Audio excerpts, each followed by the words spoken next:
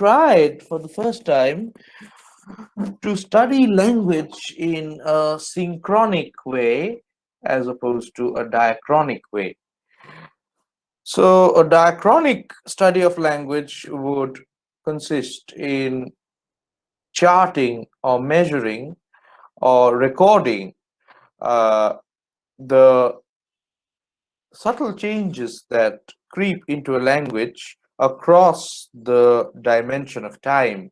So, over historical periods, how a language evolves and how the entire geography of words begin to uh, get altered in a very pointed way, and we can understand why words mean what they mean today. That would be a diachronic analysis. Saussure, on the other hand, was attempting a synchronic analysis where we would concentrate on a particular time, language as it is at a particular historical moment in time, language as it is now. I'm not going into the historical evolution. I'm looking at the state now. So what I find before me is a microstate of language. And this microstate of language is something that Saussure tried to understand, and he used these categorizations of langue and parole to differentiate between these two aspects of language. Langue meaning the system of rules which govern language, any language at that particular moment in historical time. So in his case, it was a study of the French language. So the precise historical moment in which Saussure completed his work, he actually did not compile his works by himself. His lectures in Vienna were recorded by two of his students. Charles Bailey was one of them, uh, and they published a course in general linguistics in 19 the early 1920s. I'm forgetting which precise year it was. So the basic principles of Saussurean understanding are given by this radically different conception of language, where language is not just nomenclature. Language is not the naming of objects. Objects do not, in other words, pre-exist language. There is nothing before language, because language is what makes the world sensible. The way we can comprehend the world is all because inside we cannot but think in a language. So the idea of the linguistic sign, SIGN sign, the idea of the linguistic sign is something Saussure pointed out. So it has two sides to it. The upper part of this cloud is signified, the lower part is signifier, and so for all the diagrams you find from left to right. So first idea is that the linguistic sign is a two-faced entity. It has one part which is the signified, the other part is the signifier. These are like two sides of the same coin. The recalling of one automatically recalls the other. So Saussure said that the interesting thing about language was that the connection between the signifier and the signified was arbitrary. There was no internal motivation through which the signified can be linked to the signifier.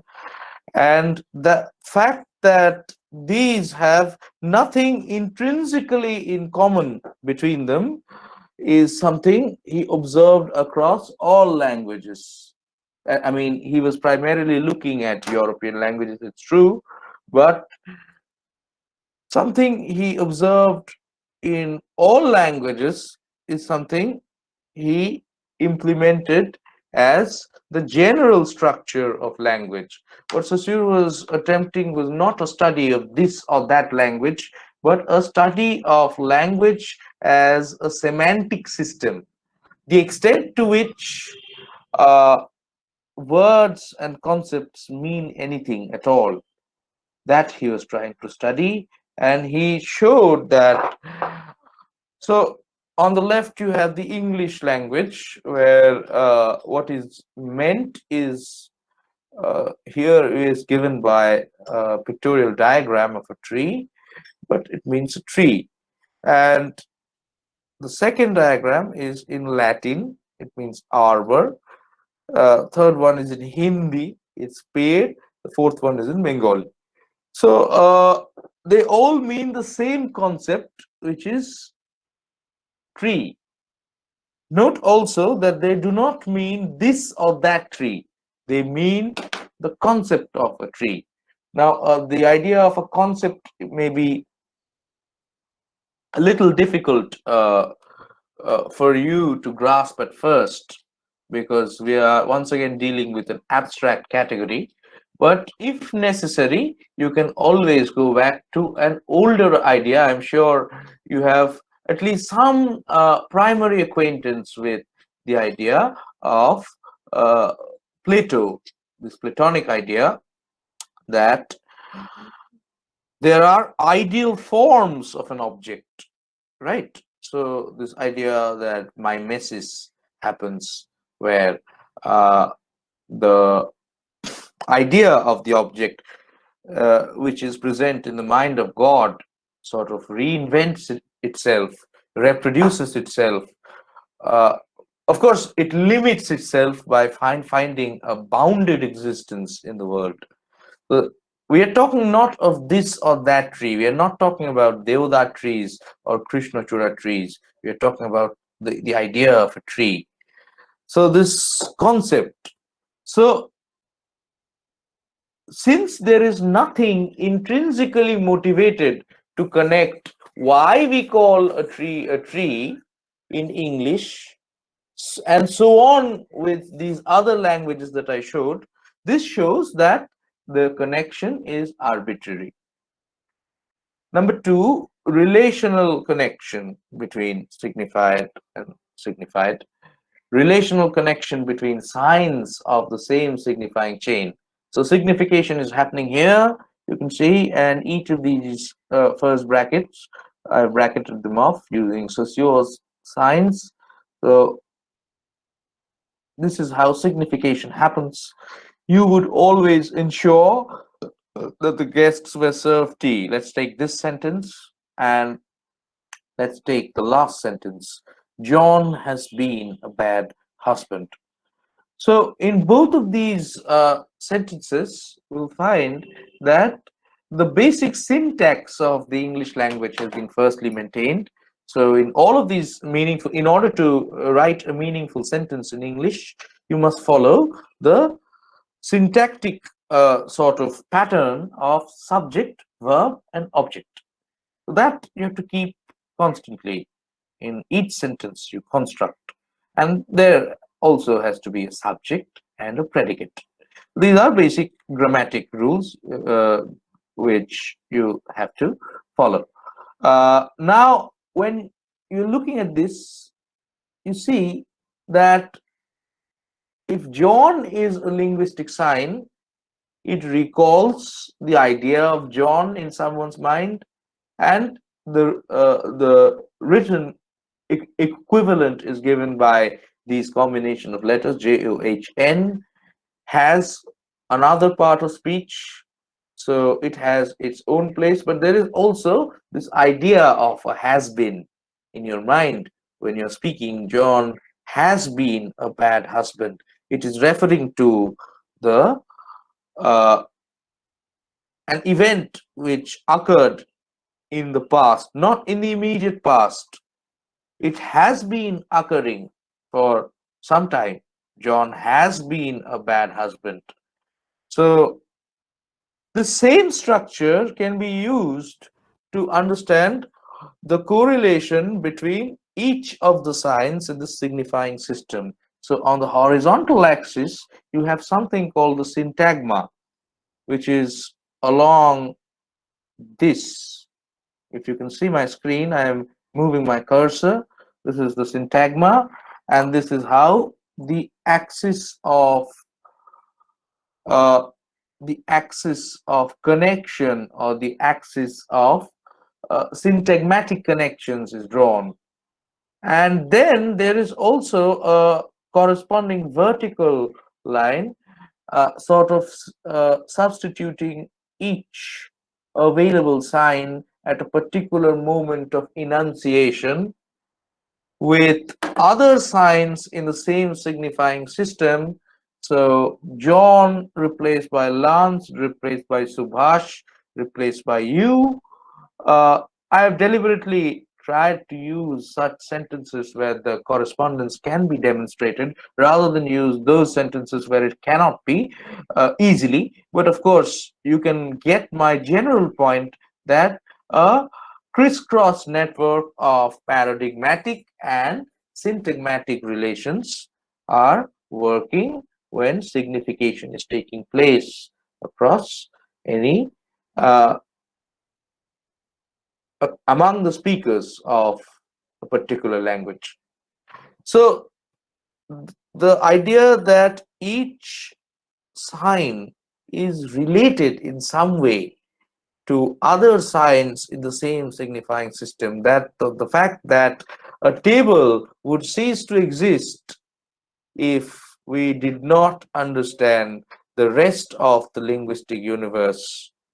I'm reminded of a very interesting story which you can read, since theory is often very dry and it's difficult to process for uh, more than a short while. Of course, you have to pass your examinations and uh, do all of those usual things.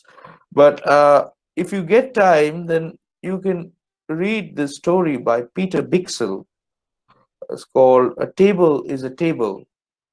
It tells you the story of an old man who began to change the names of things.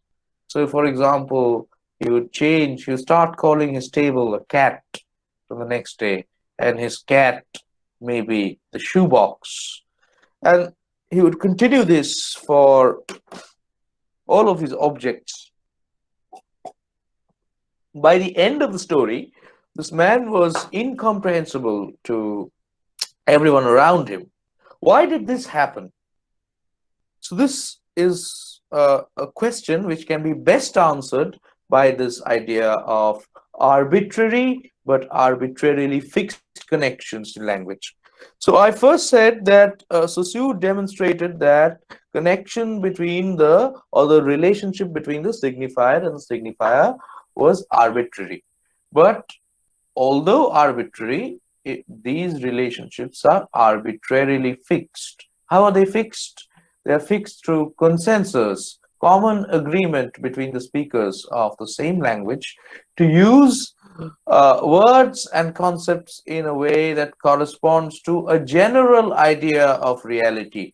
You have to realize language is not an individual enterprise, it is a communal enterprise. So a network of connections always has to be established, and therefore some commonplace standard of signification has to be established. So the connection is arbitrary, but it is arbitrarily fixed. The individual speaker of language has no freedom to choose to call things by names other than those he or she was taught at the time of birth.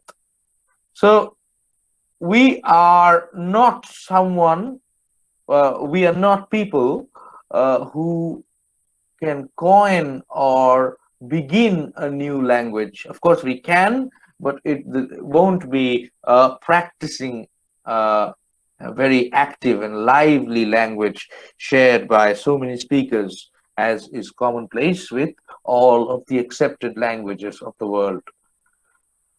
Next, we have the second idea, the differential nature of the linguistic sign. This means that signs are, they find their existence only through their opposition with other signs. So Saussure famously said, in language, there are only differences and no positive terms. So the differential nature states that within the same signifying chain, uh, some signs, although they resemble certain other signs, are all distinct in their uniqueness to connote anything. And they're distinct only through their difference from other signs. There is no positive way in which you can define a table. It is only through understanding that what is not a table that we can arrive at the idea of a table. It is a relational entity. So a table is understood only by negation. It's not a shoebox. It's not, say, a cigarette lighter, or it's not a glass. All of these things. So it is not the rest of the linguistic universe. This is the differential nature I'm talking about. And this is this idea that signs are brought into existence only through difference is making signification possible since the beginning. And you are once again sort of transported into a biblical realm of the beginning. And Saussure is answering there is no beginning, because we cannot, while we are within language, envisage a condition where people were not speaking. It is impossible. It is extra realistic. So nothing is extra linguistic, because language is not just nomenclature. It connotes things, but it also makes things come into existence. Even to conceptualize something, we have to first give it a name, and therefore the irrepressibility of the name comes in. Language constitutes. So this is the Platonic idea I was talking about, ideas to things. There is a double regress, and this is where the work of art stands. So these are the broadly the Saussurean positions. So the structuralist assumption is that Saussure's model can be transformed into something common to the study of cultures and societies. So the first figure here is Claude Lévi-Strauss, who attempts a structuralist analysis of mythology. His book is Mythologies, 1950. See that? And just to give an example of the kind of analysis he conducted, he illustrates the difference between two institutions previously not studied, which is martial arts.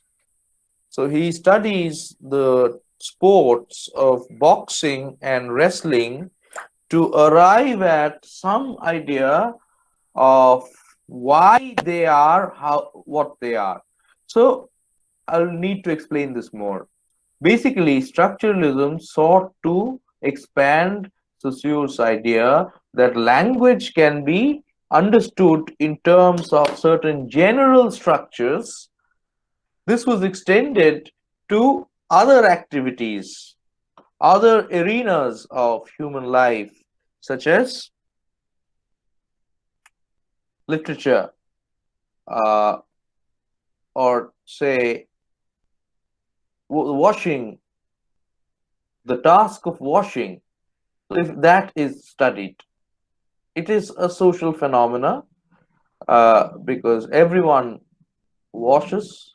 So once again, we are trying to schematize it into certain universal structures and try to understand why people wash the way they wash. So any kind of master design which we are trying to put forth, that will be the enterprise or the attempt in structuralist findings to investigate the nature of human societies. So, in a way, structuralism is comparative. It compares between similar practices practiced by, say, different cultures during a same temporal span. So here he sort of charts why boxing is a reservoir of stoic behavior, so to speak, where you constantly take in the punches, but you cannot vent out your anger except in a legal way. So you have to channelize your anger in a way which best suits the sport and which is the sport of boxing. You cannot break the rules. Just because you've been punched in the nose, you cannot lift another boxer by the throat, for example. But in wrestling, these rules are less tightly defined. So in wrestling, you have ultimate conflicts, while in boxing, there is the idea of a repression based retort. So you have to retort, but only in a conditioned way. You cannot break the game's rules. In wrestling, also, there are rules, but these are less stringently drawn. So these can be related to two different and enduring structures embedded in human history. Structuralism, in fact, as a movement, it led to different other schools. First is the Prague School of Linguists. This began pretty quick in the 1920s itself, and the Prague School was mediated by Roman Jakobson and Willem. It's the V has not come in the diagram. Sorry, in the photograph. So it is Willem Mathesius. Uh, then we have in mainstream structuralism, we have the work of Roland Barthes, who has studied mythologies. His work SZ is sort of the fulcrum around which structuralist poetics sort of revolves. So in SZ, what did Barthes do? Barthes broke up or classified Honoré de Balzac's short story, Saracen, into different units of meanings or lexes, and studied these things. So once again, this is look at it. This is an exercise in pattern matching. So parallels, echoes, reflections, contrasts, and what would these reveal? These would reveal that certain structures are common to not just Saracen, but stories of a certain kind. So once again, this structurization, or should we say structuralization of argumentation, and once again, you can see on the right column, they're using the conventional categories of literary inquiry. So plot, structure, character, motive, imagery, all of these would be studied in order that things on the left, these parallels, echoes, reflections, contrast, patterns of behavior among the characters, these repetitions would be studied, and then a structuralist analysis of narrative can be advanced, which Barthes tried, And then we have the subfield of narratology, for example, but we'll not go into narratology. So, briefly, as a primer, I think, since we are within the domain of literary studies, and since structuralism is already a well dated phenomena, I think it is time that we can move on to the next stage of this lecture, which is post structuralism. Uh, and in understanding two philosophers from the post structural arena, we will also try to pinpoint the ways in which these successors of structuralism rebelled against their fathers. Of course, I'm talking here about ideological fathers, not biologically related uh, fatherhood. So, we have taken what we might call, what you might call, the post structuralist turn, the turn. And this turn is important because it sort of echoes a hint of spin. There is sort of a spin to the tale, and the spin is what lets meaning slide along the slippery slope of language. I know I'm sounding really pompous, but trust me, when I try to demonstrate to you what this term means, you also very likely will be fascinated.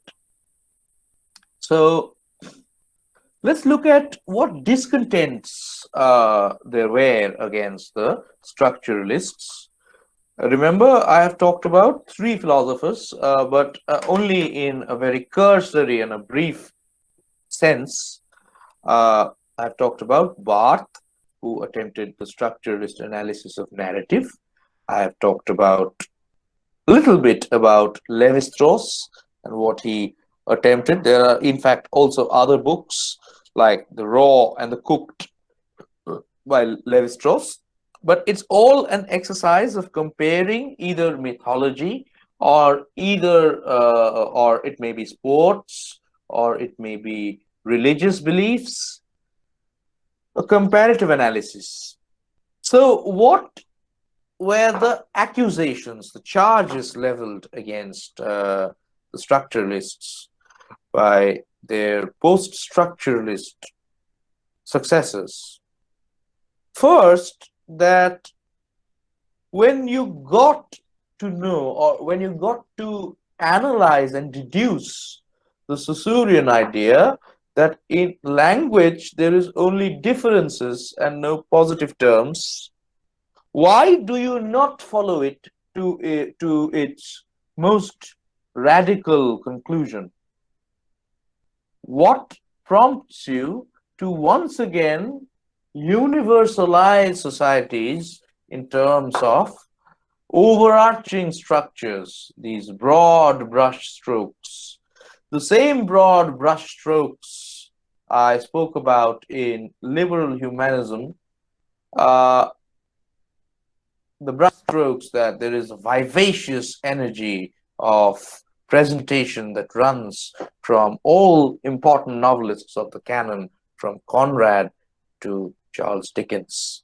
So these brushstrokes, the same thing is happening. You are comparing different contexts, but you are doing so only with the common agreement that there is an overriding structure. And this the post-structuralists will designate as or in this particular case, Jacques Derrida will designate as the structurality of the structure. What constitutes the structure? Why is it a structure? What keeps it going? What are its pillars? These are the questions they are going to ask. So now I have given you a number of bases on which I'll try to, yeah. Is it better now? Can you see?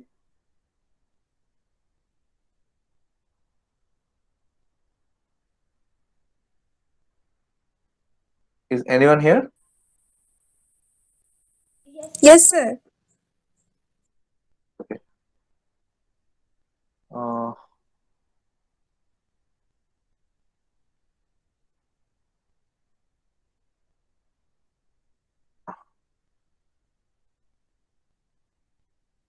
okay. So we have it now. Just to zoom in a little. So this table that I have prepared. First is the origins. Structuralism comes from linguistics, which once again claimed a purported scientific objectivity, while post-structuralism comes from philosophy. And philosophy traditionally has been conceived as one discipline which questions the validity of knowledge, existing structures of knowledge as it is known at any historical point in time. So, philosophy is something which always poses the question, the ontological question, as to what is.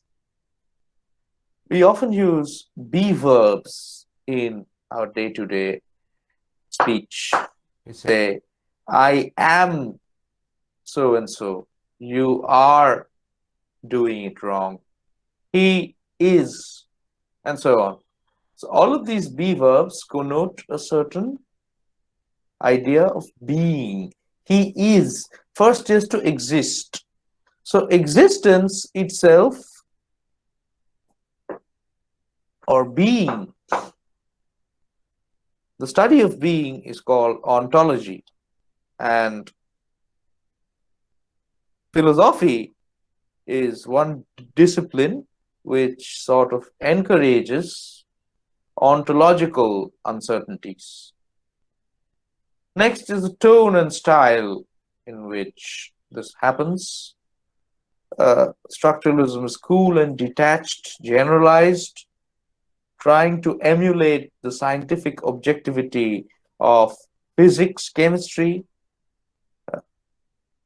Then in post-structuralism, we have just the opposite. It's the style, if you read Foucault or Derrida, if you read uh, Lacan, you find that the style is emotive and passionate.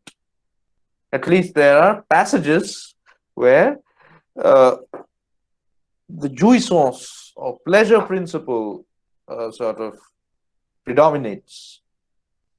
This pleasure principle, Sorry to interrupt, sir. I can't see your presentation. okay, is it not showing on the screen?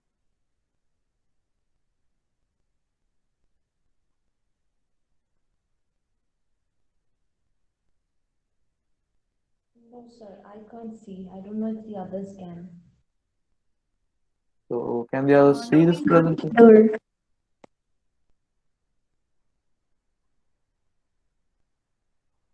Well, what Can you about the others? represent it? No, I think I'm I mean multiple people are being unable to see your presentation. okay. Just a minute. Trying to do it now.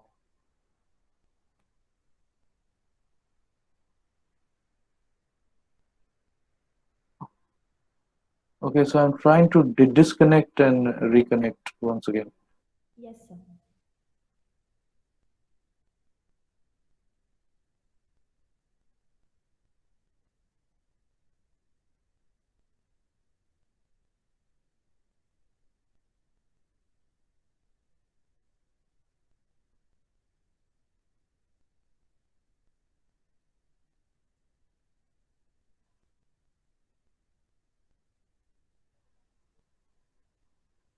So, am I visible to everyone now? Yes, sir. Yes, sir. So, once again, we are doing a present screen and we are going to share it. So, is the screen is Adobe Acrobat? Is it visible now? Yes, sir, it is. Could you please put it in full present? Yes, sir. Yes, yes, yes, of course.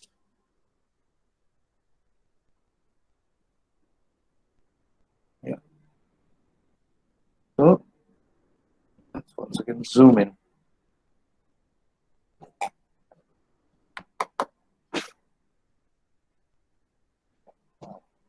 So yes, to get back to our discussion where we left it from, uh, post-structuralism often the great joy or euphoria, which is connoted through emotive and passionate uh, writing, usually consists in putting forth puns or paronomasia. You must have read it in rhetoric.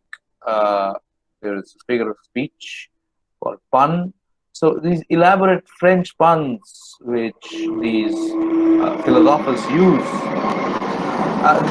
there is almost a certain kind of verbal pleasure which is hinted through the idea of play, play, play, which Jacques Derrida hints in his essay, structure, sign, and play in the discourse of the human senses. So, emotive and passionate. Then, reality is created by language. This is something structuralism also advocated. But what did they do with it? They said, we live with it. That that's okay. Language is something that connotes reality, but this doesn't mean that no reality exists in the first place. Post-structuralists are doubting even that. So they're saying that we are redefining the limits of the textual as to where the text ends and where the context begins. The project structuralism tried to sort of take forward. The project is the broader project of Enlightenment rationality. The European Enlightenment basically placed much onus on a continually educating idea of I'm sorry, a continual idea of a humanity which was gradually educating itself and freeing itself from the bondage of self-imposed naivete or a condition of learning. Humanity gradually growing outside uh, its excessive overdependence on priests and connoisseurs of meaning.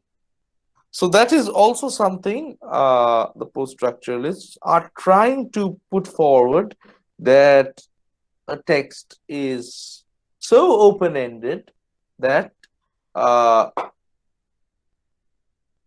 there can be uh, many readings possible, and the ground underneath your feet where the text ends and the context begins, the moment where you close that book, so you're outside the universe of the text in conventional understanding. But in post-structuralist understanding, these fault lines are blurred. They are always uh, overlaps. Then we have uh, essentialism. What is essentialism? Philosophically, it is the idea that a unique or irreducible part of the human condition is there is a unique or irreducible uh, part of the human being which can be extended to all human structures. So Certain structures are essentially the same. This is a structuralist statement. Marriages are essentially the same. There is something there is in common between marriages in Tamil Nadu, in Michigan, in Wisconsin, or London. Now, what this sameness might be is basically the question of contention. So, marriages are essentially the same. In the 1900s, marriages were same insofar as they usually were heterosexual, cisgendered, and never the other way around. And therefore, those things were normalized as reality. Post structuralism will not do that, it follows the path of doubt, the doubt of stability itself. Structuralism conducts an epistemic inquiry, while post-structuralism conducts an ontological inquiry. Epistemic, knowledge-centric. We know that reality is conditioned by language, but what do we do with that? We're still under this distinction where the world is separated from the text. So it's an epistemic inquiry. How do we categorize, classify whatever there is for better understanding?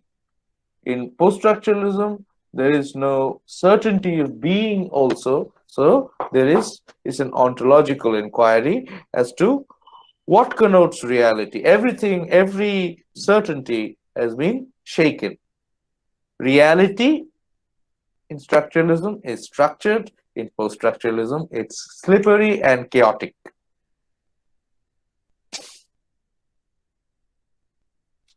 So mediators, Rolla Barthes, someone who gradually went beyond the constraints imposed by structuralism and became one of the first post-structuralists. This essay, we all heard of it, The Death of the Author. I will not go into the essay, but suffice it to say that Barthes is advancing a kind of readerly utopia,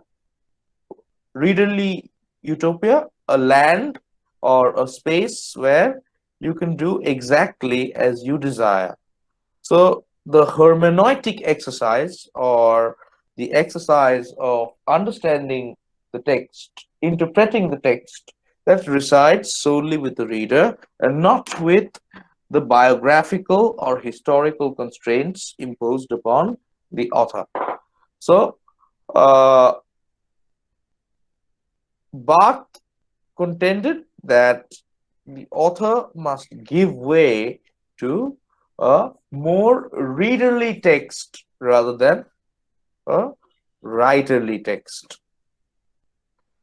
something which is used as a standard of authenticity. What standard? So, can you really read Shakespeare's Shakespeare's sonnets, plays, uh, long poems without thinking of these things being written by the same man? It is impossible to do. This is because authorship is something which borders on legal rights also. A text, however high flung or idealistic we might become, a text at the end of the day is first a physical object. It can be a soft copy in this day, but it is ultimately something which was connected to the business of printing books and selling them. So the author function will always operate as a legal constraint. And we have copyright laws, we have other kinds of uh, laws to protect rights over intellectual property. So those things are going to come. But Barth was not meaning the death of the author also in a legal sense. He was meaning it only in a connotative sense. But the legal sense is something you cannot miss. It's unmissable. And this is something Foucault will do. Foucault will raise this in his essay, What is an Author? I'll not go into the details of that essay also because we don't have that kind of time, but we'll just gloss over Jacques Derrida. So the first sort of the shot which hit home, so to speak, with Jacques Derrida was his uh, work or structure, sign, and play in the discourse of the human sciences. So this is 1966. This is a seminar paper he gave at John Hopkins University, and here he talks about a radical break. In French it's called coupure, uh, an event, and he loosely associates this break in Western philosophy and metaphysics uh,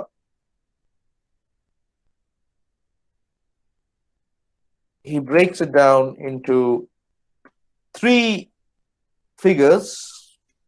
First is Friedrich Nietzsche, who pronounced the death of God in his book Thus Spake Zarathustra, uh, who tried a re-examination of morality through the genealogy of morals. Then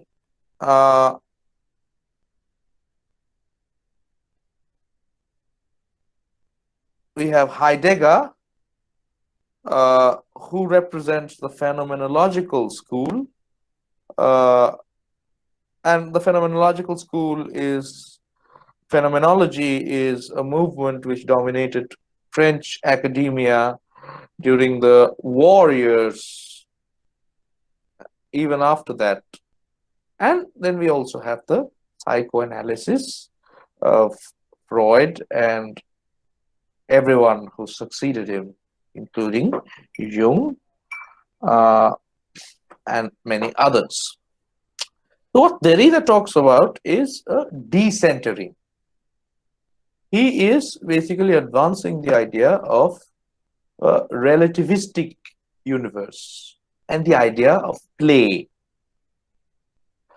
So when we are looking at any structure which is put forth by structuralism, we find that there are certain foundational codes. What are these foundational codes? These foundational codes are laws which govern the way the structure maintains itself.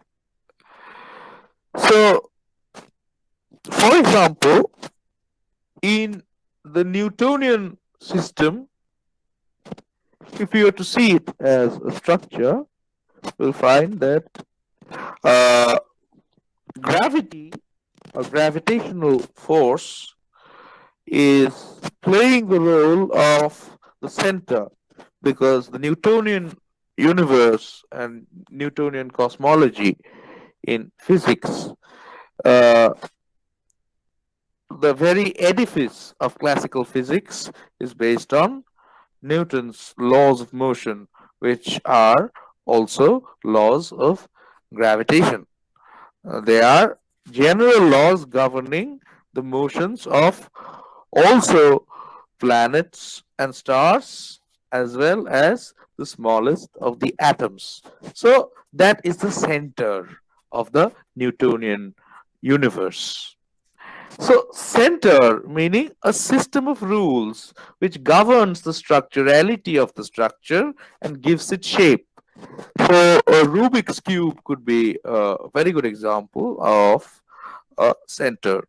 There is one irreducible and immovable block around which the little cubes we can turn to match them into a coherent sort of uh, order. But the problem which is emerging in Jacques Derrida's analysis or his paper, the structure, by virtue of its having pre-existed, supersedes the structure and is thus outside the boundaries of the structure. This is a little convoluted. I'll try to explain what it is. So, before Nietzsche's sort of proposition of a godless universe, we have an array of philosophers from the Western metaphysical tradition, the tradition of Western metaphysics. If we go into them, we'll find that there are so many philosophers who have ultimately submitted to the idea of God. Even Newton submitted to the idea of God. So Newton was witness to, he was someone who worked out the mathematics of all of the natural laws, and yet he submitted to God, and the emergence of these scientific principles, he compared it to the second book, the first being the Bible.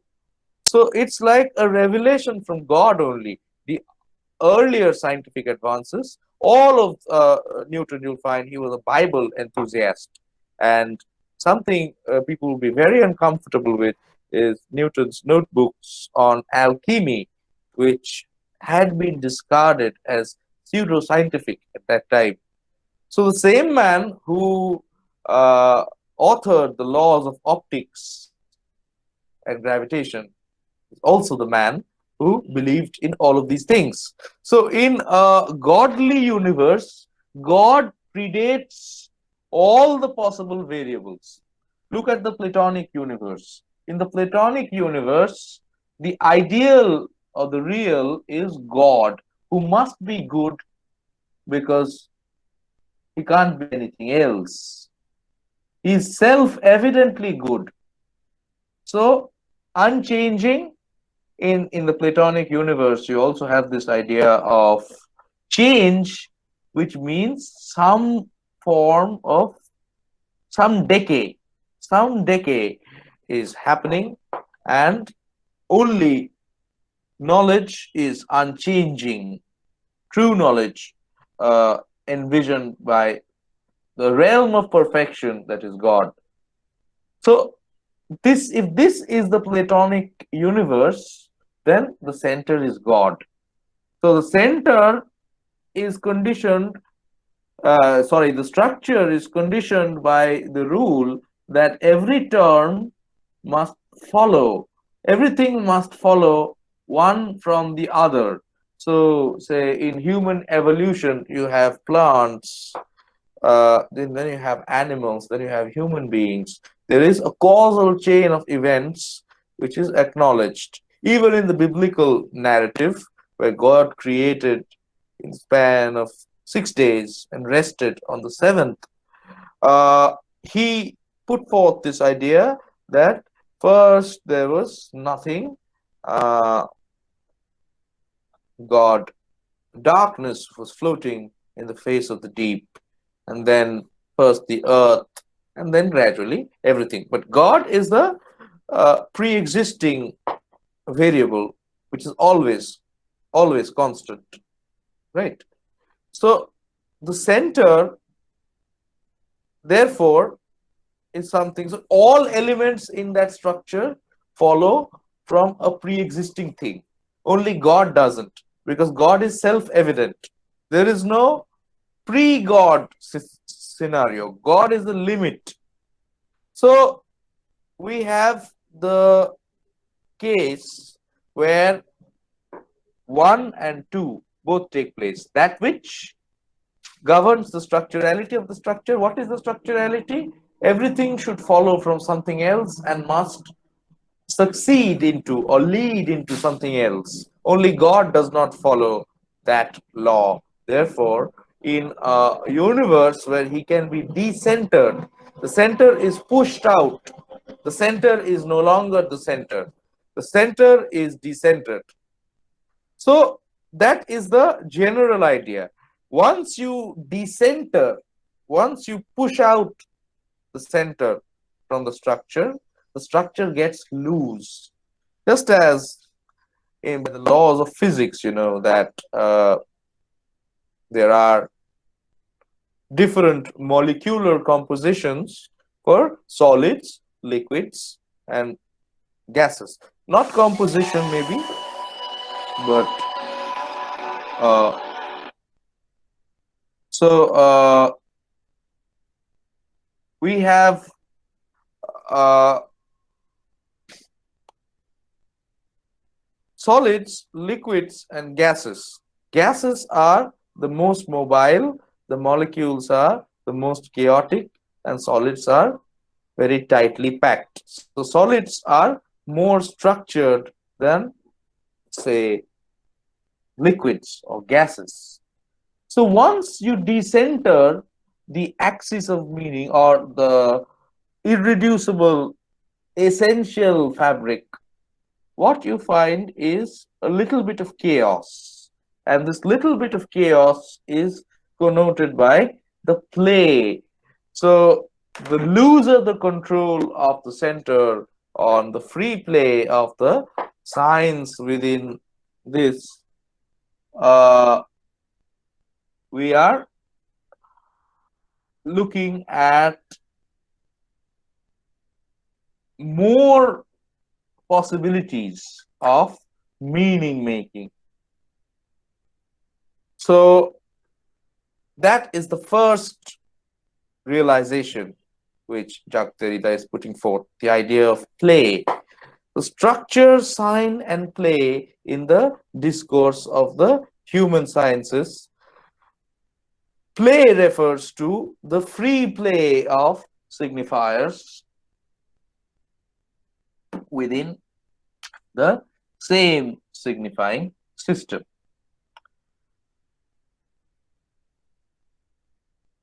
Next, the idea of a binary opposition. All historical and ideological discourses are reducible to parallelly contending sets of binaries. So we have good and bad, sun and moon, and I've just constructed a simple table. So first I can say that, say, in the discourse of Christianity, good is something that is self-evident and evil is just its lack.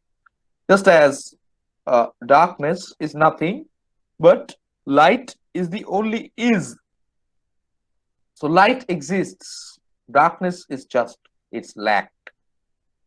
So it's a clever way of saying that light is more important than darkness. In the discourse of many mythological systems, the comparative mythologies, you find that many cultures, they privilege the sun over the moon, ours being one. Uh, so this is the discourse on the right, the astrological systems. These are just suggestive examples. Say in another context, say say socialist realism. So in such a particular context, if socialist aesthetics is the thing we are talking about, then we'll find that socialist realism is preferred more than bourgeois decadence. So individualistic, so a novel like Madame Bovary wouldn't have passed the standards imposed during uh, the Russian Revolution or after the post-revolution USSR socialist realism aesthetic norms. So, because Flaubert would be immediately chastised for being putting forth bourgeois decadence because he is putting forth a more individualistic, a more deranged. Madame Bovary talks about the central character who just out of boredom chooses to act as a prostitute because ennui or boredom is so great.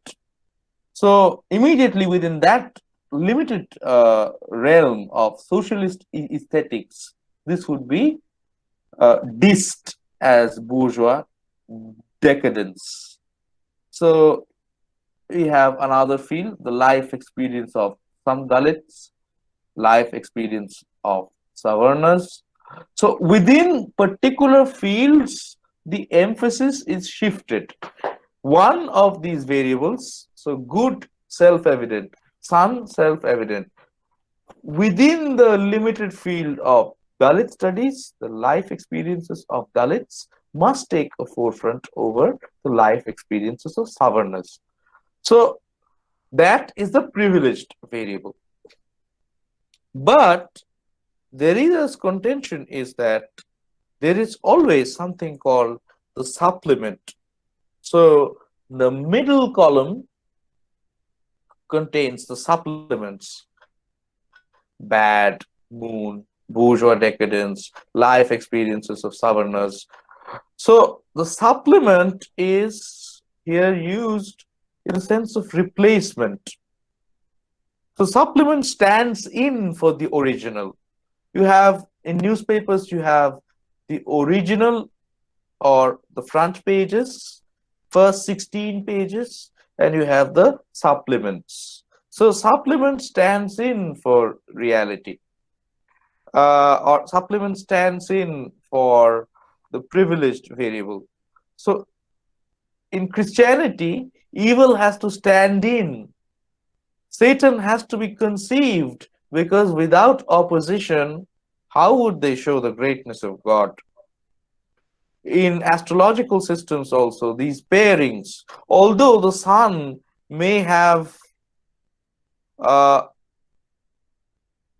very little to do with the moon at a particular point, when you're envisaging a system, you are once again using binary oppositions. So supplement is basically this middle column: moon, bourgeois decadence, etc. So existence itself, that is molded by the experience of the supplement. Language supplements reality in a greater sense. So, because there is no extra linguistic reality, language only stands in. So, any entity in language, any linguistic unit, any sign will be invariably worked out or marred uh, by traces of the opposite, which is once again the cause of anxiety. Uh, and that means these opposites are there within the privileged variables themselves. There is automatically a shred of darkness in light, because without darkness, light is not apparent at all, and vice versa. But this distribution is never equally done. So, deconstruction is like high Buddhism. So, you have the idea of the yin and yang.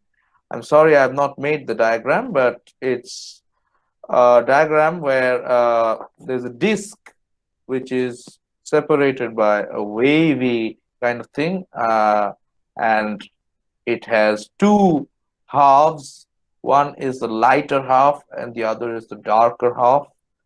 So you draw a circle and part it with a wavy kind of thing, an S, and then you put in little spots, little round shapes on each of these halves in a diagonal way. You shade one section, leave the dot or the little spot vacant.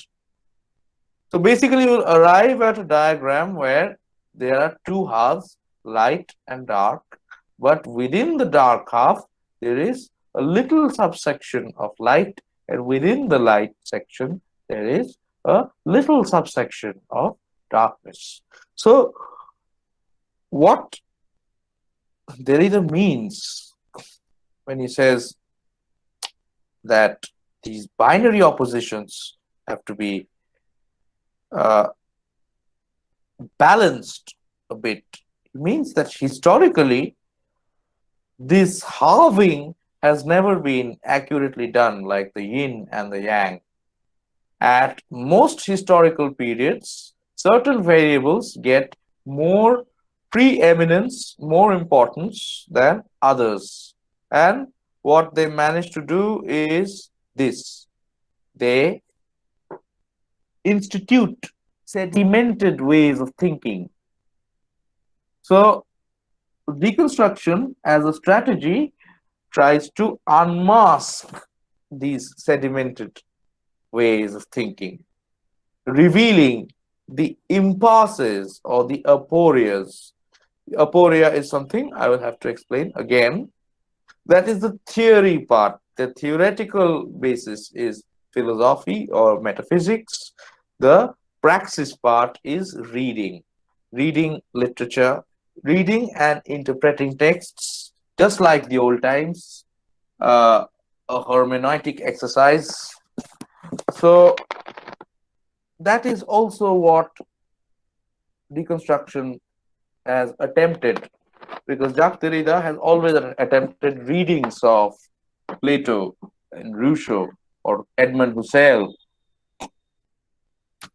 and trying to reveal how we arrive at an impasse where no privileging, no stable privileging of one variable over the other is possible. So this binary opposition is also he's carrying it forward to the idea of speech and writing itself, because in structuralist linguistics, speech is something which has historically predated writing. So speech is more important. So Sue said the sole purpose of writing is to represent speech and nothing else. So speech was that pre-existing reality which writing represented. Historically, you'll find support to this idea because people historically, of course, across all cultures, people first learn to speak and then to write.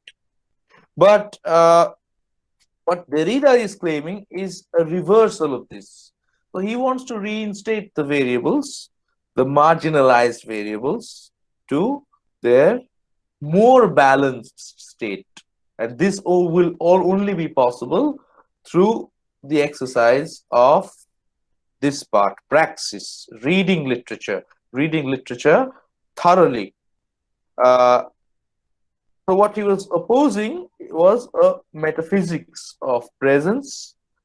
What is the metaphysics of presence? The idea that there is ultimately an essence, a pre-existing point, the idea of an origin, the idea that we can go back to an origin whenever we want to.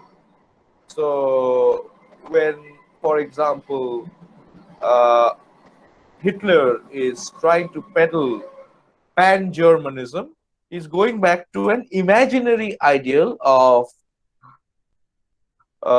German supremacy, which doesn't exist anywhere in the real, the sensorily felt world, but it exists in his mind and also in the mind of people he managed to manipulate to a large extent.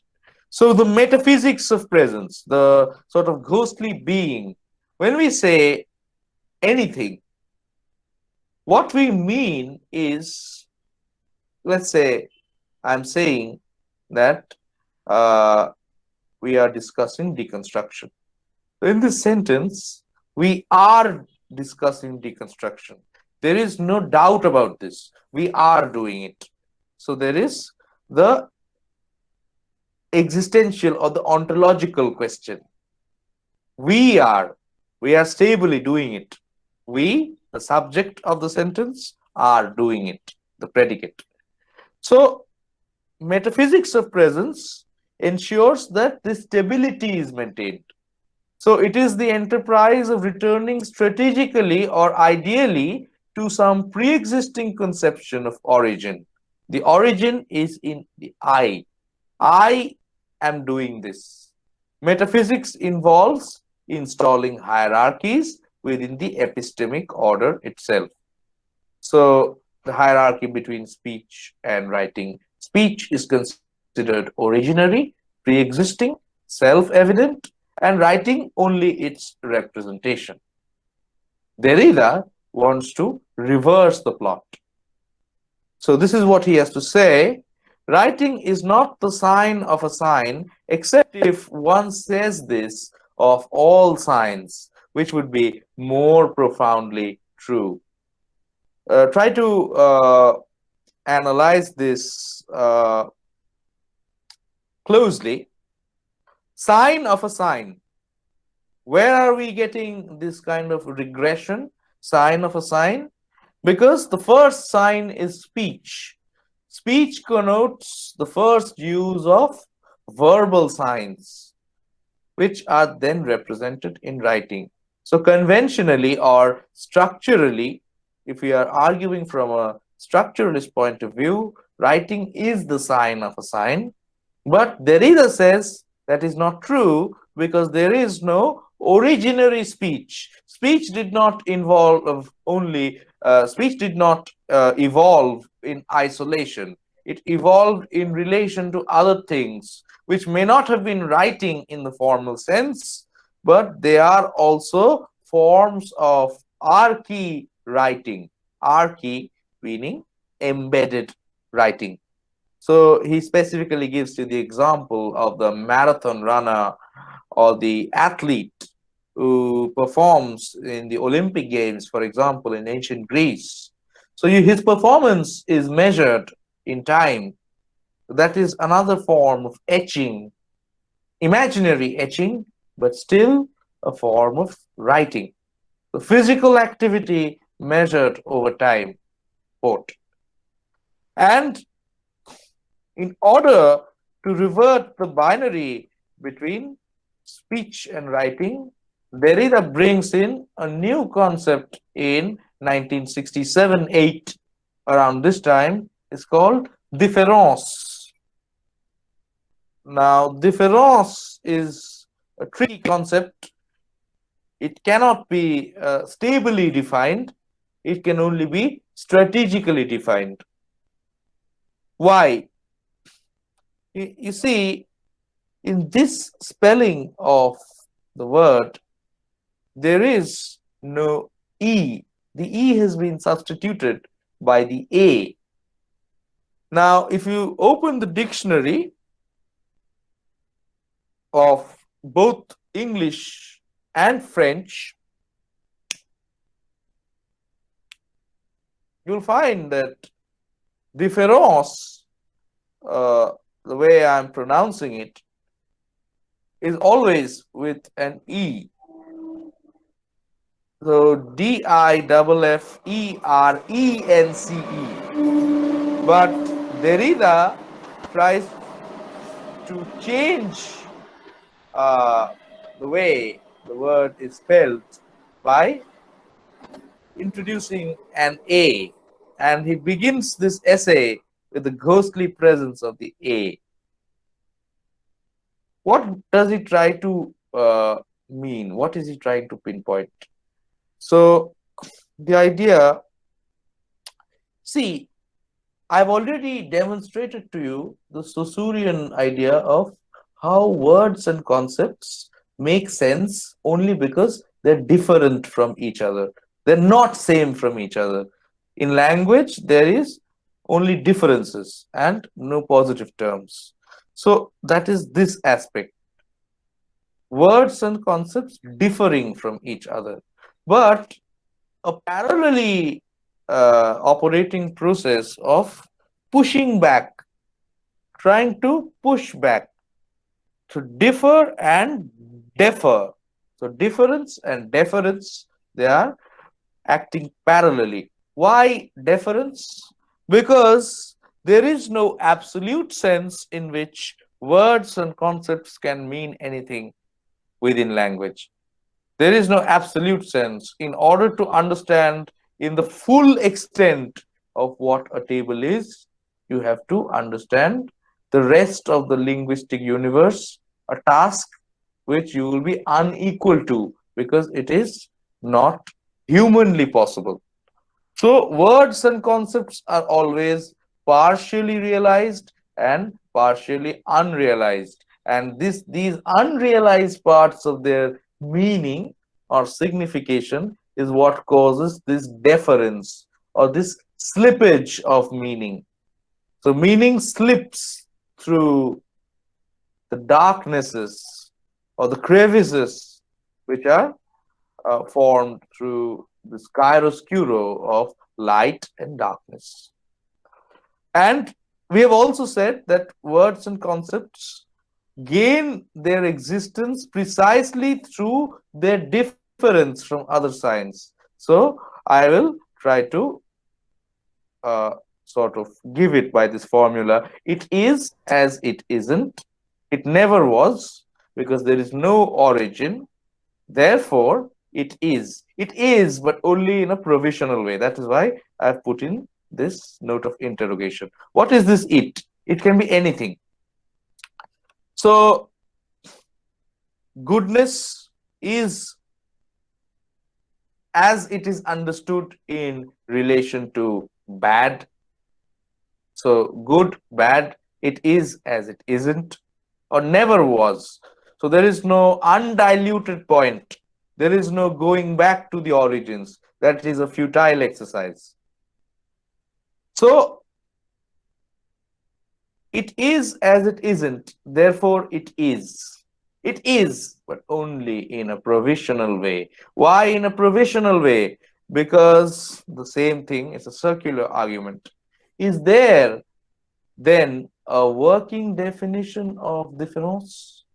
No, there is only a working definition, but it is a provisional, a strategic definition. Because the moment you try to define the concept in its entirety, you are following the same track which you followed with the case of all verbal signs. You try to define a table, you are still unequal to the task because no definition is just enough. So difference is thus this shadowy, ghostly, eliding, slippery phenomena in which meaning is always already deferred into something else. And this something else is also a threat. It causes profound anxiety as to what that something else can be. So the horror which resides here is in the otherness of something else. But does it exist? Does difference exist? Difference can only exist in a strategic way. Therefore, the moment the presence of difference is asserted or pinned down, it turns on its own tail. So I've tried to uh, sketch out a comic picture of a snake eating its own tail. And The snake is called Ouroboros. Uh, so difference is like that. Signification is like that. As soon as I ask what is a table, you define it in relation to other things. So you say it is not a chair. And as soon as I ask what is a chair, you once again relate it to other things. And there is basically an infinite regress. So the snake of signification is eating its own tail. And uh, this idea that all definitions of difference are in the end provisional. Then I'll pass on to another idea, the idea of the aporia or the impasse.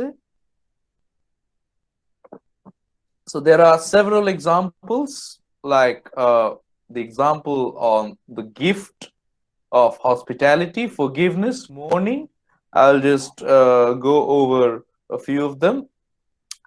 The gift, the aporia which Jacques Derrida is putting forward is the perfect gift. What is a perfect gift? The perfect gift is such that the giver, by the act of giving it, expects nothing, absolutely nothing in return. That is the full extent of the giving. But often what happens in society is this full extent of gift giving is never realized, because gift giving is always replied with counter giving. Gifts are always exchanged over a period of time between two parties. So there operates an unwritten equation of giving and taking, although it is supposed not to have taken place. So the idea of the gift is undercut, the absolute idea of the undercut. The gift, the perfect gift, would erase the distinction between giver and taker, because giver and taker would then be one. And the other, from the giver's point of view, the taker is the other. From the taker's point of view, it is vice versa.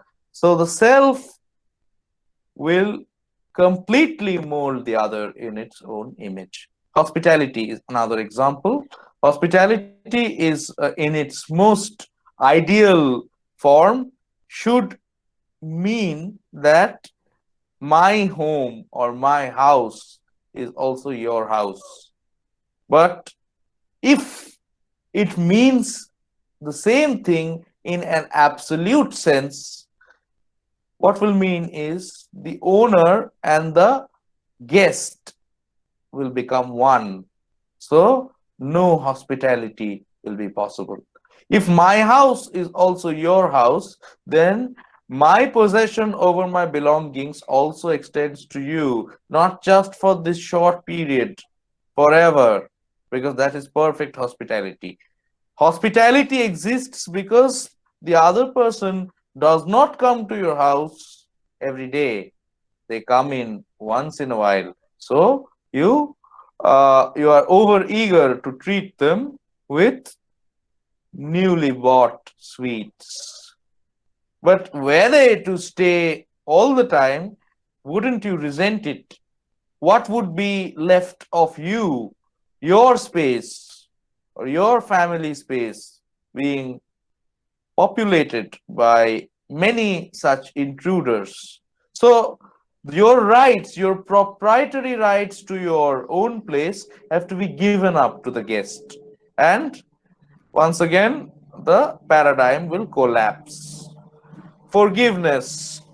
Absolute forgiveness can only ever forgive the unforgivable. So it is given in that conundrum.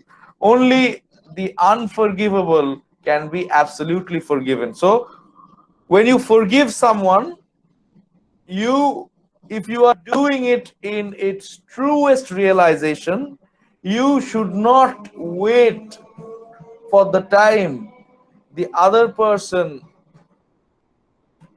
has admitted his guilt. Forgiveness always comes with a message. Forgiveness is preceded first with a message that the other person is seeking your forgiveness, that they consider themselves guilty. How did you know that the other person considered themselves guilty? They must have told you, or you must have known it by some other means. So, that is a precondition for the thing to arise. How can you forgive?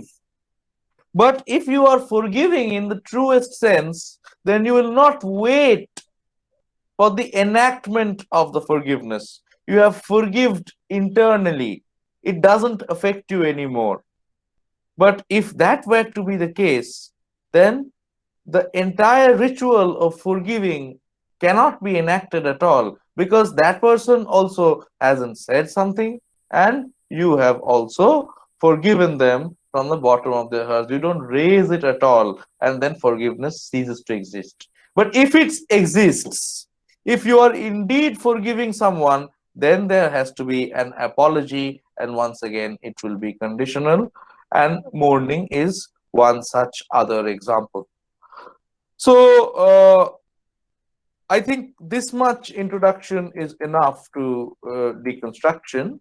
We'll now look into another gigantic figure in post-structuralist studies is Michel Foucault, the eminent French philosopher who was born in Poitiers in France to a family of surgeons, and he tried something like a philosophically oriented historical research, and we'll go through the several phases of his career uh, gradually. Okay, so uh, can we take a 3 minute break?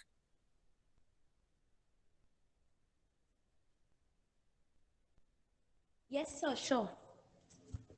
Okay, Sure, sir. okay. So let's take a break for a while, just 3 minutes before we. And please be uh, really very direct in stating when we have to wrap it up, because I am going according to my own rhythm, but it may not suit the rhythm of everyone who is attending this seminar. I'm sure this cannot be extended beyond a point. Please let me know which is that point. So that is my request to the organizers. That they'll let me know when to wrap it up, so that I can sort of hasten through uh, So you my. could take your time, sir. No problem, sir. Okay, okay, okay. Thank you. Thank you. So we're taking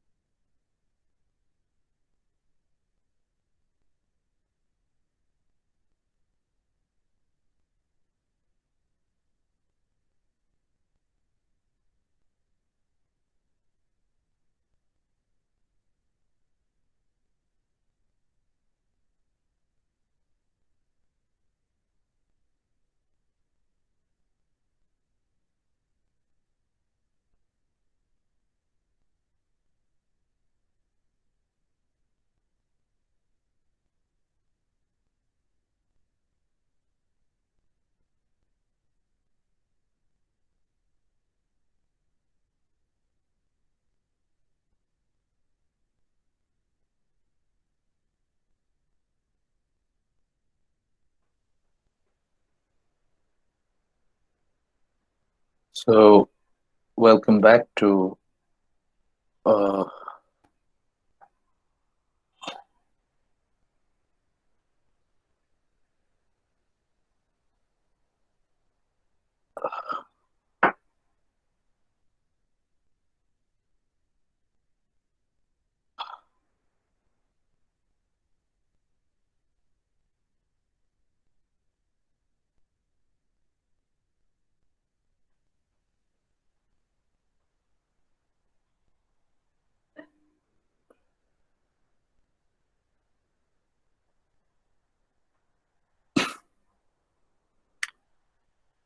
so yes, I'm ready.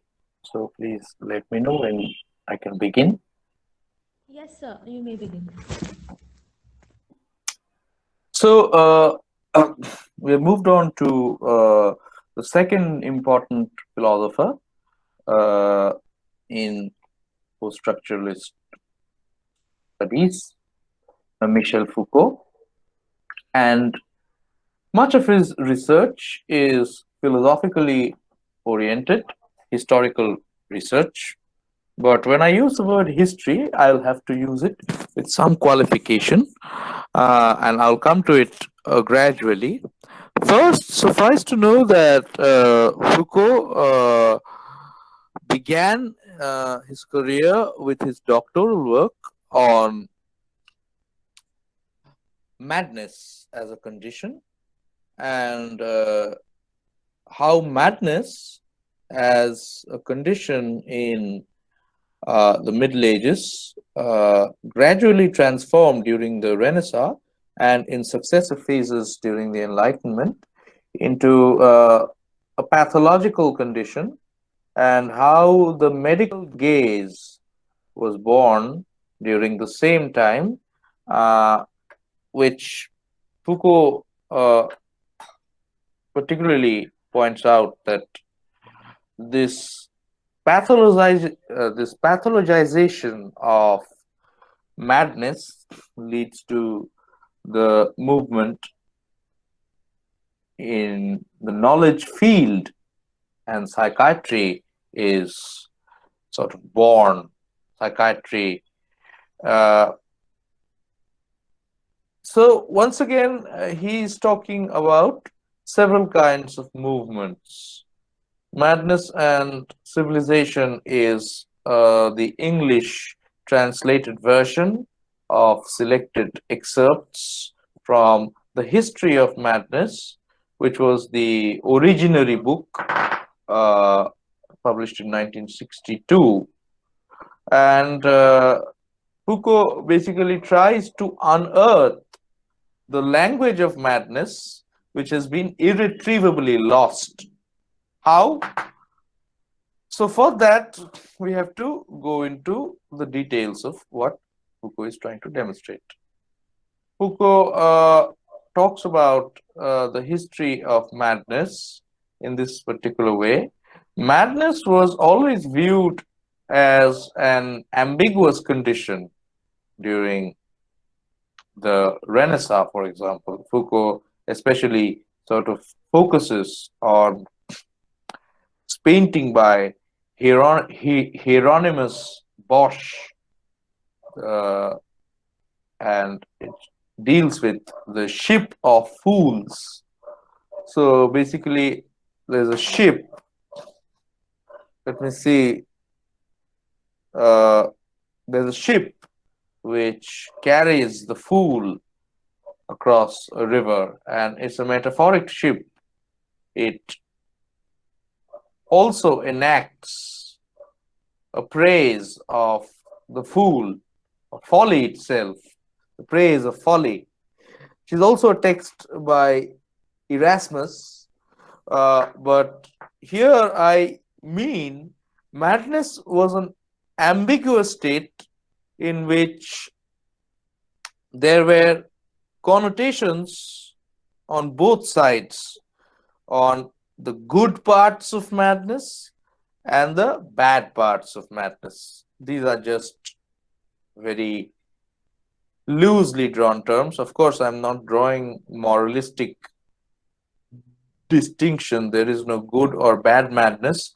But here, what I'm pointing to is that the madman was considered different from the ordinary or sane man because he inhabits a superior realm of uh, prophesizing and a vision that is not given to the rational man, quality of foretelling.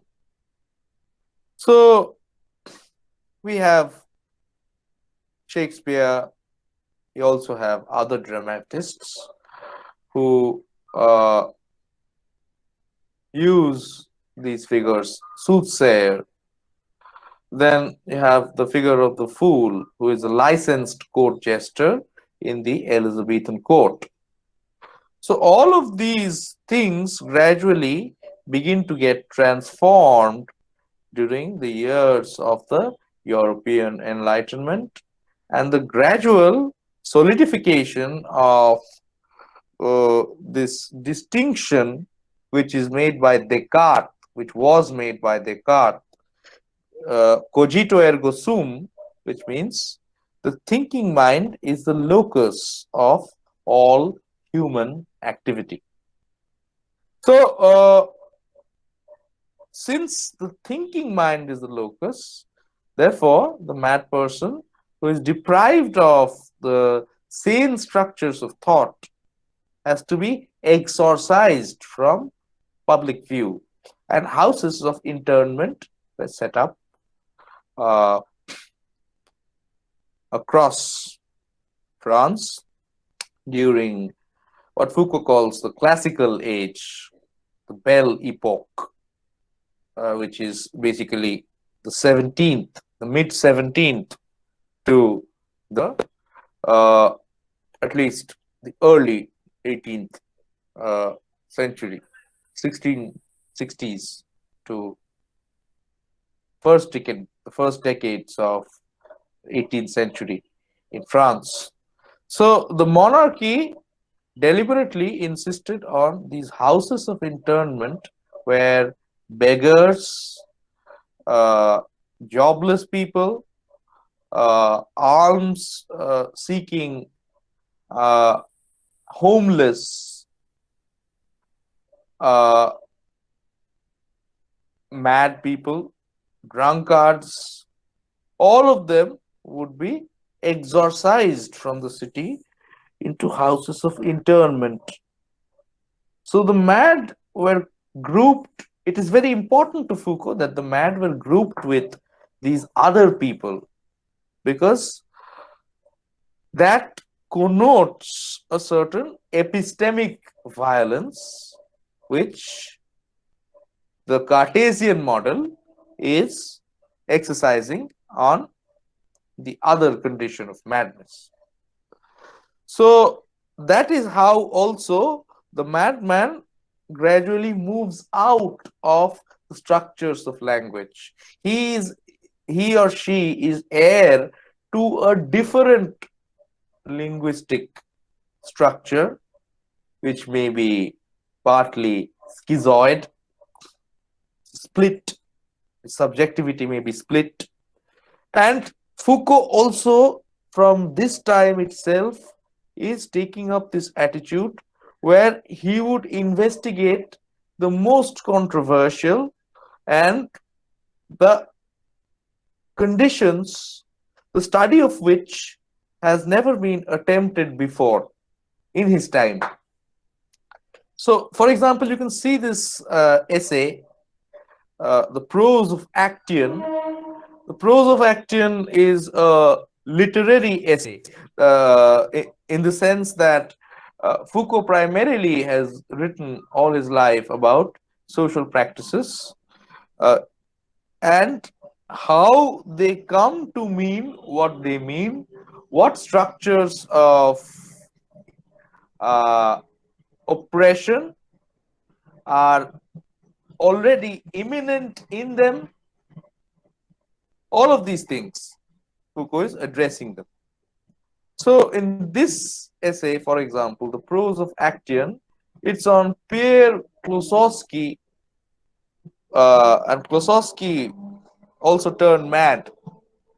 So the subjectivity of the mad dramatist Pierre Klosowski, and this prose, the prose of Action, is a different kind of prose, a self-referential kind of prose which is going on.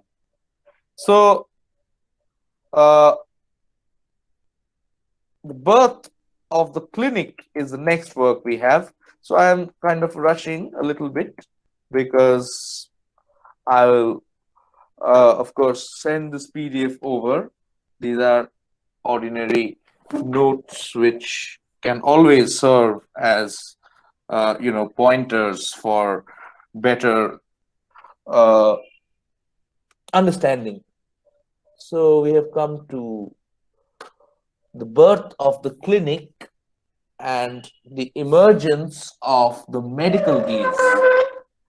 So, after the history of madness, Foucault started to investigate the history of the clinic, how the clinic emerges as an institution, a public institution, and how the medical gaze is gradually born.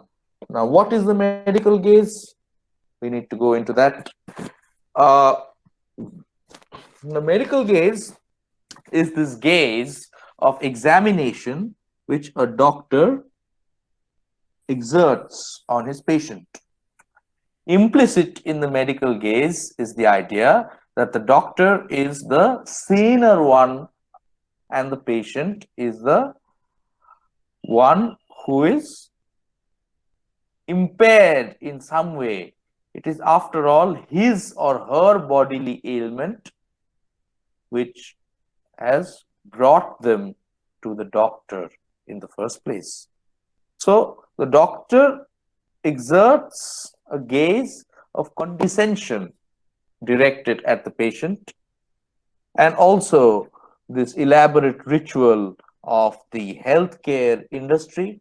This is particularly significant in a time such as this pandemic.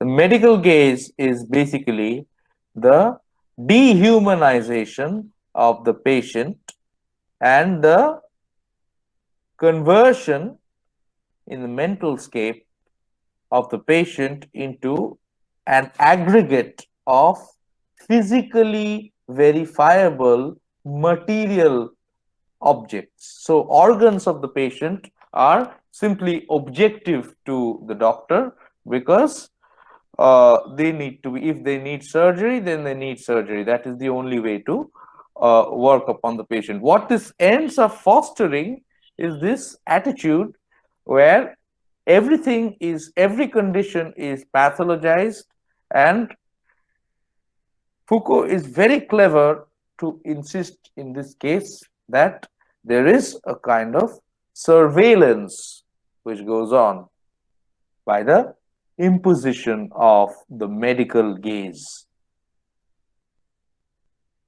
Next book is The Order of Things, and this is a little bit of a complex book to approach, I feel, because it deals with the idea of the episteme. So, what is the episteme according to Foucault? Foucault says that in the history of Western thought, there has been three epistemes. The episteme is like an axiom. Do you know the difference between a theorem and an axiom? বাংলাতে বলে স্বতঃসিদ্ধ. So what it means is the statement validates itself through experience or through times of occurrence. So in geometry, you have something called Playfair's axiom, which means which states two intersecting straight lines cannot both be parallel to a third line. This is something you don't need to geometrically prove. Each time you see it, it's an infinitely recurring phenomena. You can never cite a case where two intersecting straight lines are both parallel to a third line. So it is basically drawing the distinction between parallel lines and intersecting lines in geometry. These are concepts where there are watertight distinctions. Parallel lines are never intersecting. Intersecting lines are never parallel. So there is the Venn diagram, there is no overlap. So in the same way, this episteme in the Renaissance period is analogy. Analogy meaning the comparison of certain things to certain other things. The comparison of certain things to certain other things. So, any phenomena you observe in the natural world, you begin to compare it with other phenomena. And Foucault says that the Renaissance period is also the time where perspectivalism in art emerges. The gaze of uh, the spectator, the ideal spectator who stands at a distance, to whom all the appearances travel back. This idea, this is born during the entire period of the European Renaissance. And the episteme is the likening of objects to other objects. Next, you have the classical episteme. Of course, not classical in an English sense, only in a limited French sense. The classical era is basically around 1660s to uh, the first decades of the 19th century. So, this period, also known as the Belle Epoque in France, in this period, Foucault says representation, the fact that language can represent the world, language as a mirror to the world, all of these ideas are born. And then you finally have the modern episteme, that is man, the concept of man as a category who is both subject and object in his own study. This is a very important point uh, in this. The third point, modern episteme. Point is, Foucault says man is a transcendental doublet, the modern man. Why? Because this is also the period, modernity is also the period during which the emergence of the human sciences became possible. What are the human sciences? Psychology, sociology, political economy, which is the elder brother or sister of economics, modern day economics. So, political economy was the name of the field when, say, Adam Smith uh, tried to uh, introduce it, or David Ricardo, or even Marx was writing. Political economy is the name of that field. So, all of these fields which deal with the activities of the human beings, these began to emerge during modernity. And modernity was founded on enlightenment, rationality, and gradually this conception of man both as a subject and an object. This is very important. In the knowledge seeking process, there is always a subject and an object. The object is that about which there is something to be known. So, we are looking at the object, which is man. So, man's life, man's habitat. So, sociology, the construction of human societies, psychology, the better understanding of the human mind, political economy, the better understanding of the human being as a political animal. All of this begins in the modern episteme. But how is man transcendental doublet? How is he parallelly subject and object? Man knowing about man. Man, the subject of the inquiry. So the knower, the one who tries to know, that is man. Man who is the knower. And man is also the known. So he is both subject and object of his inquiry. Newtonian times were different. In Newtonian times, which is basically the classical time according to Foucault, man was still the subject of the knowledge gathering process, but not the object. The object was nature. Remember, I have talked about the fact that Newton actually went on to call the laws of physical sciences, or at least Newtonian physics, became known as the second book, first book being the Bible. So, this is the second scripture. So, man is still immersed in Newtonian times with unraveling the mysteries of the physical universe. It is only during the onset of the late 18th and the 19th century that we come to the modern episteme, which is man, and we discover that certain things have changed. And Foucault's model for the this is Las Meninas. Las Meninas is a picture which I'll show you. Uh, just a minute.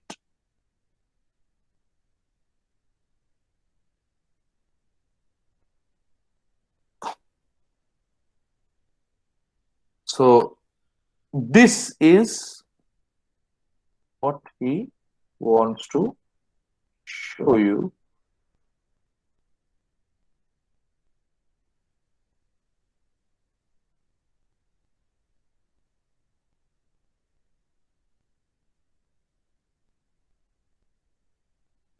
And everyone see this?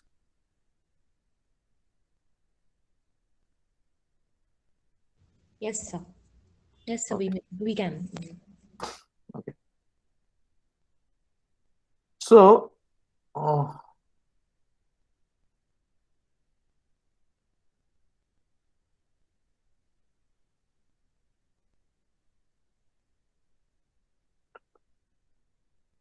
trying to find a bigger picture. Yes. So Diego Velasquez is the name of the artist. Look what is happening in this picture. You can even use this. I know it's a small frame, but Velasquez paints himself. This is Velasquez who is painting. This is the canvas. Whom is he painting? He's painting four little girls, this family, and there are also members of the extended family. So Velasquez is looking on these people, these girls. Artist's gaze is on these girls, and he is painting their picture over here, but we are not shown that. So first we think he's painting them, but no, he's not painting them. Then you have to zoom into that picture to understand.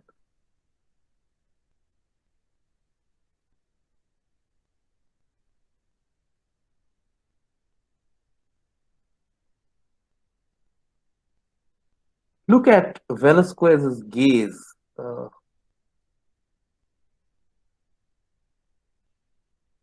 the artist's gaze.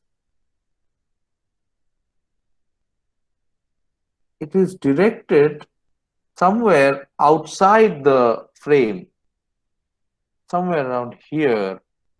So now we begin to understand what is happening.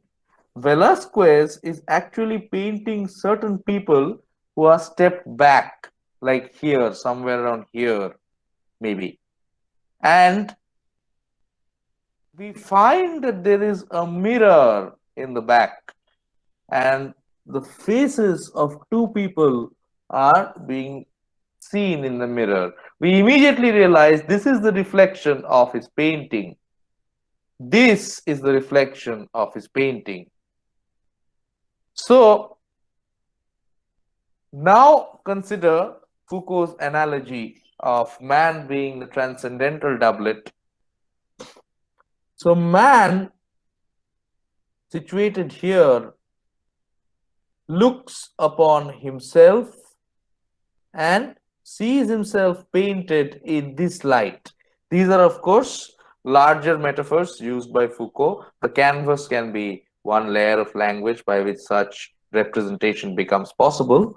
But man looking at himself both as someone who participates in the knowledge gathering activity as a subject, but also his gaze is directed at himself. There is a self reflexiveness. These people, these are very possibly Ferdinand and Isabella, the king and queen, who are being shown here in this reflection, but they are actually seated further backwards. And we are being shown what Velasquez has painted.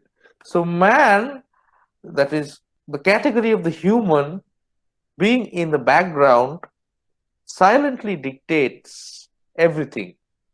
So, man becomes a participant in the knowledge gathering process, but he is also looking at himself. The human beings looking at other human beings and their activities.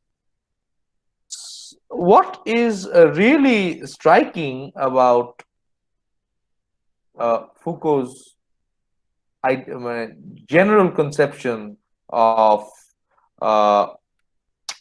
this troubled map is the carceral nature of his analysis. Carceral, carceral relating to prisons, right? So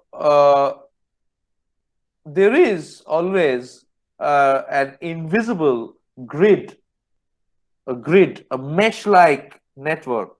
I've tried to draw this, but it's not visible here. A mesh-like network which keeps human beings in check. So that is basically the Foucauldian networking between power, knowledge, and ethics. So we'll come to that part a little later. So, archaeology of knowledge, the next book, which is related to a method, a historical method. Foucault tries to introduce this. This method is called archaeology. In archaeology, we go back, we dig up the traces of the past. So, in order to revive the language of madness, you have to go back and bring back uh, the lost language of the madman. How can you do that? All discourses will lead you nowhere because the madman has removed themselves, madmen have removed themselves from a rational discourse. So, first you have to break down the episteme itself. So, in the modern sense, Foucault is claiming madness is mental illness. Madness is not that ambiguous condition it was during the Renaissance and the ensuing years, madness is mental illness. So there emerges the idea of a temporally fixed historical subject. All historical subjects, by virtue of their being historical, are temporally fixed. So, non transcendent historical subject, temporally fixed modes of subjectification referring to the processes by which subject formation takes place within any uh, ideological or intellectual inquiry in this particular scenario. Then we have evacuate the idea of excavation or this constant uh, attempt to go back as far as possible into the archive and understanding the subject as it is as a function of speech and discursivity itself. So the subject is not you or me. The subject is a funnel. So the modern subject, I'll give you an example of the modern subject. All of us are modern subjects. We are modern insofar as we rely on certain objective laws of the sciences to cure us. All of us do that. So we are silent followers of the modern episteme, right? So we are constantly subjectifying ourselves. We are subjecting ourselves to uh, larger structures, and these larger structures are revealed only through archaeology, where you remove the outer layers, you dig up the traces of the past. Foucault's next phase deals with genealogy. So May 1968 is the time where when there was this big upheaval, uh, this revolution at Sorbonne, and uh, nationwide strikes by farmers and workers. This happened during the time Foucault was not in France, he was in Tunis, but he came back and he conceptualized the idea of the genealogy. Now, ordinarily, a genealogy is a diagram of descent or a family tree, but in the Foucauldian sense, genealogy lays bare all of those variables which led to the execution of the present. So, the choice of this term in the Foucauldian universe was partly due to Nietzsche's genealogy of morals. So, we have uh, different examples of the genealogical phase in Foucault's oeuvre. So Foucault has discipline and punish, and then the pioneering work on the history of sexuality in 3 volumes: the will to knowledge, the use of pleasure, the care of the self. And it broadly deals with how sexuality was executed, spread, ideas about sexuality, how were they used by larger structures like the government to create bodies that were already co-opted into pre-existing structures of power and knowledge. So to understand this better, I think we have to go into this particular page. So in Foucault, there is a striking, uh, it's very distinct manner of problematizing the relationship between power and knowledge. Ordinarily, we have the Baconian saying, knowledge is power. But what we have in Foucault is once again the interrelationship between knowledge and power. So, power reinforces knowledge, and knowledge reinforces power back. Here, power is to be understood not as a fixed state of being in which there is a top down approach. So, upper classes have more power than lower classes. But this kind of power, Foucault is not hinting at. Foucault is hinting at a much more flexible, pliant idea of power, where power is ubiquitous, it is depersonalized, and therefore it is not restricted to fixed points, fixed loci of identity. Power is not top down, it is protean, shape shifting, it is mobile and pliable, it is parallelly reinforced by ongoing epistemic knowledge structures, and in the background there is always uh, so it is not as if only people at the top exercise power downwards. Power is applied chaotically by all agents, but there is a certain way in power consolidates itself into certain fixed channels, and these channels are co-opted by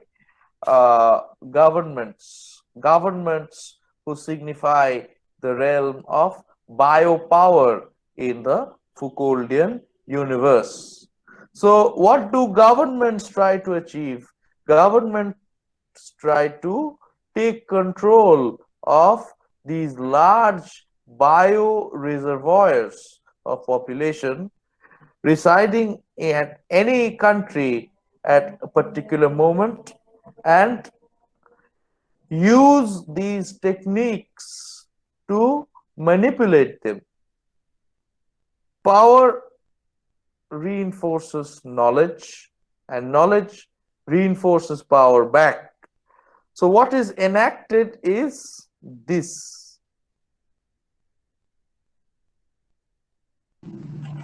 Shambhodho, I'm so sorry to interrupt, but we are relying on the, I mean, way behind time schedule. So if you could just, Yes, wrap this yeah, portion up faster. yes.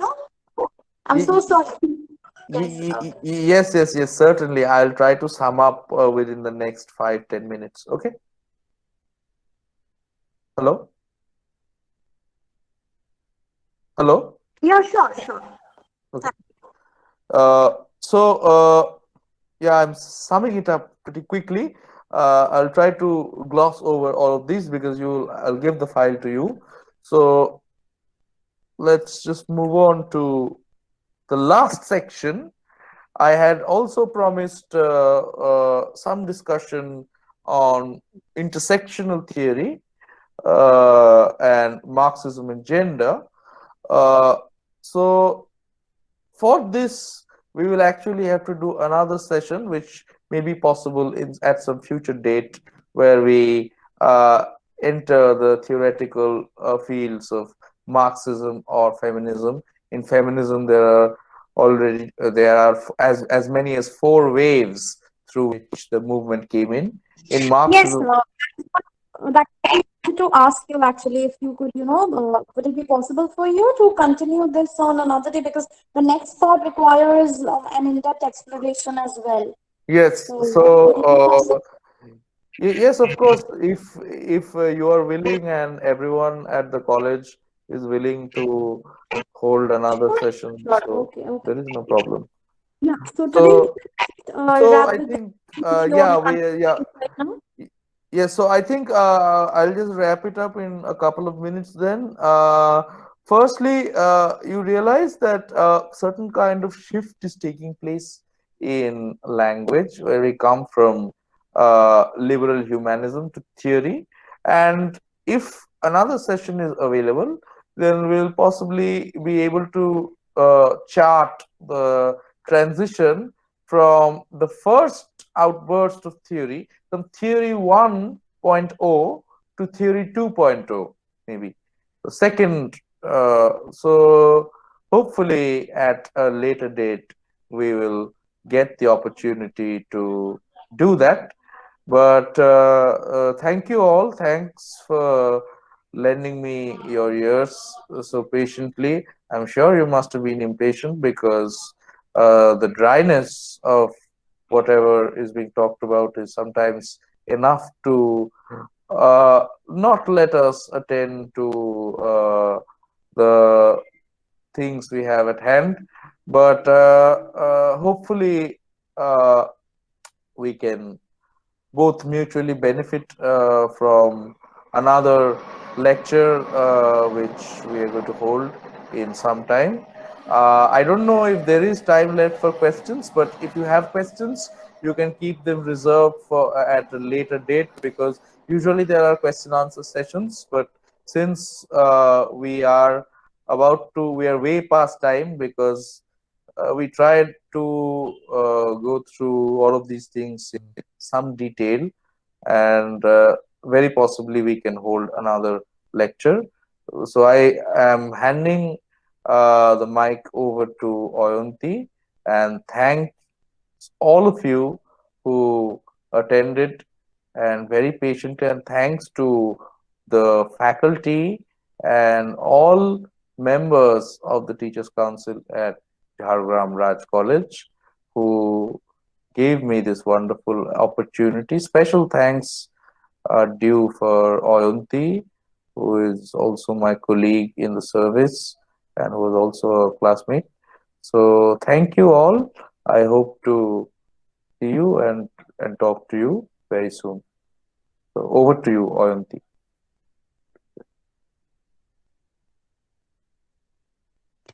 Thank you, Shambhodho. I would like to ask Madhumita to please take over. Madhumita, are you there? Yes, I am.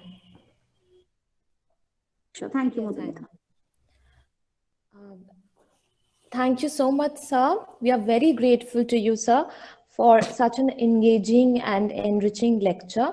We cannot thank you enough for lucidly explaining these theoretical concepts with your diagrams and your presentations. We appreciate the kind of hard work that you have, the kind of preparation that you have taken for this lecture is really, really appreciated. And I'm sure our students have greatly benefited from this lecture, and they will be able to understand these concepts better when we are teaching them in class. Thank you so much. I would like to take this opportunity to thank our principal, Professor Sushil Kumar Borman, for his support in everything that we do, no matter at whatever short notice we arrange for it. I would also like to thank my dear and esteemed colleagues. We have an incredibly loving and warm staff room at Jhargram Raj College Girls Wing, and they are always cheering for us. And no matter what we do, they never see us doing anything wrong, and they are always giving us so much support that we are really grateful to them for that.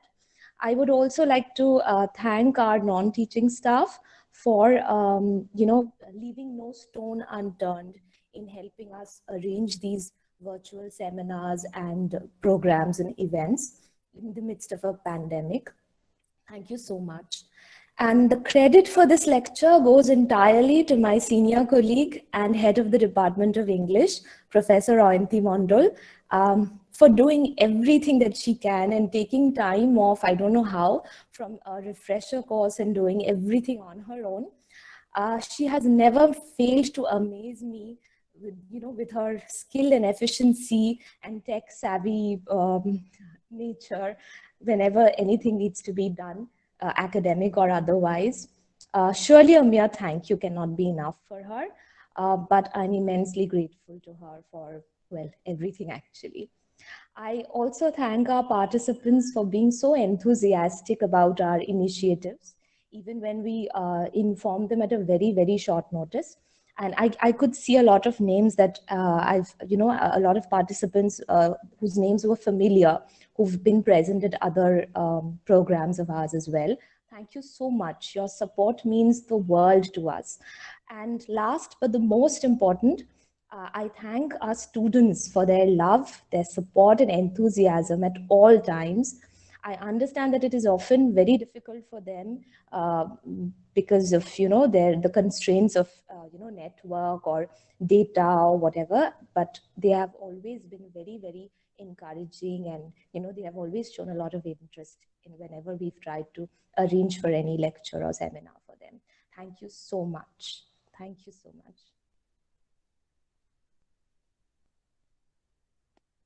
Just for the information of those people who have been asking for the feedback form link in the chat box, we would just like to inform that for this particular lecture series, we didn't actually make any provisions for feedback or for a certificate. But seeing the response that we got today from and the fact that extending this lecture to a certain date in the future, which I will plan shortly and us to know that. So we will be sending all of you the link to the second part of the lecture, and we are going to arrange for certain feedback form at the end of that lecture. So all of you will be informed of events over email. So please keep a lookout for that. Thank you so much.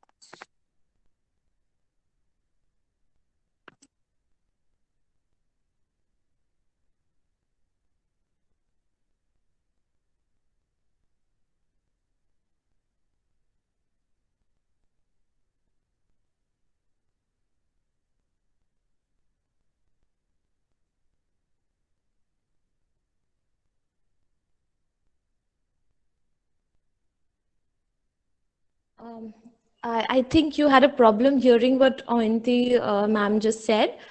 She just said that those of you who've registered for this seminar, I mean this lecture, you will be informed either over phone or email as to when the next session will be held. That is all. Thank you so much. Thank you.